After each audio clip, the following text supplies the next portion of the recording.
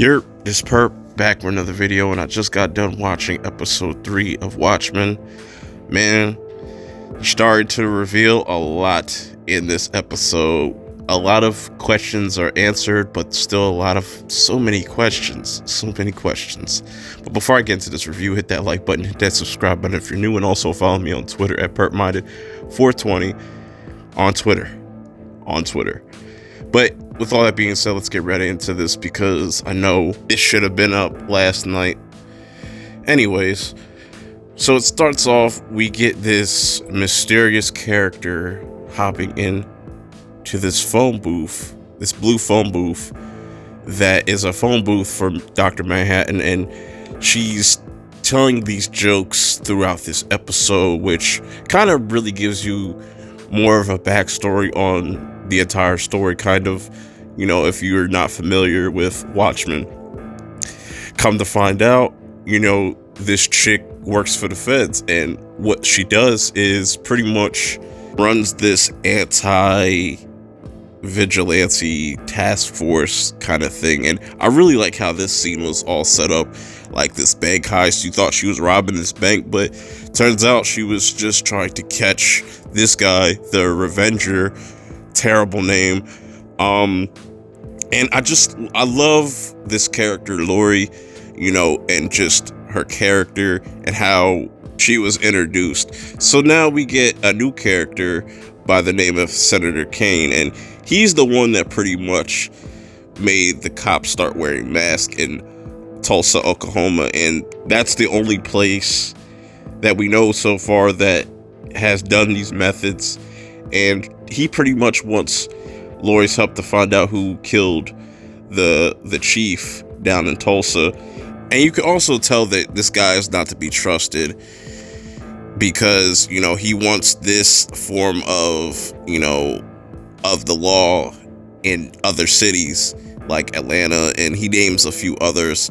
And I like how they kind of hide her identity at the beginning, but then you realize that she was a part of the Watchmen, you know, as Silk Spectre. I think that's how you pronounce it. But very interesting stuff. Very, very interesting stuff. I like what they were doing throughout this episode. Speaking of more reveals, you know, they're breaking down this case, and Rorschach's journal gets pulled up, and the dude at the head of this doesn't seem to be concerned about Rorschach's journal. And this kind of explains, you know, the 7th Cavalry and how they came to be and what their motives are. And it has something to do with Rorschach's journal, but to this guy, it doesn't really matter, which is kind of weird. And this is why I said, like, a lot of people blew that, oh, they're making Rorschach racist and stuff. Like, they blew that completely out of proportion.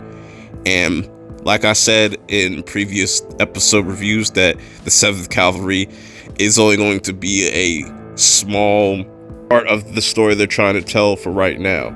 That could change in the future, but Lori and her partner, I didn't catch this dude's name.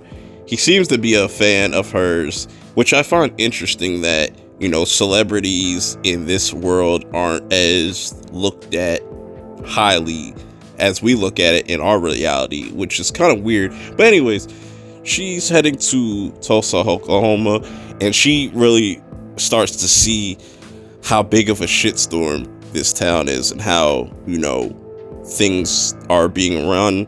You know, you have cops wearing masks. She runs into the Red Scar, and I forget what the other chick's name is, and she's pretty much just there to look for Looking Glass so she could find out what's going on here.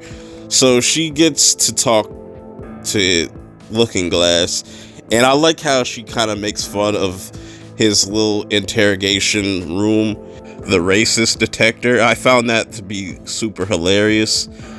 So she starts to ask Looking Glass, where can you find Angela? Where can I find Angela?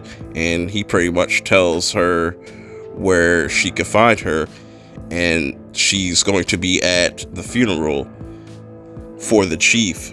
So then she pops up at the funeral and pulls up on Angela and her husband and starts to just make small conversation, asking weird things, and pretty much telling Angela, like, I know who you are.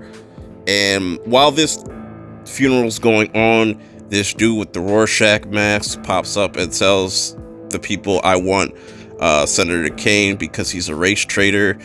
And this is why I feel like this is very interesting, to say the least. Like, there's something up with this Senator Kane person. He seems very corrupt and just very self-centered in a way. I'm getting some really weird vibes from him, but then the dude gets shot in the head by Laurie's character, which triggers the bomb.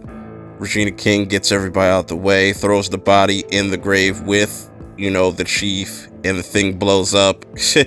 That shit was freaking crazy, but I think that was to pretty much confirm who she is to Laurie. I'll get back to that later. Speaking of weird people, we get a lot more backstory on Jeremy Irons' character.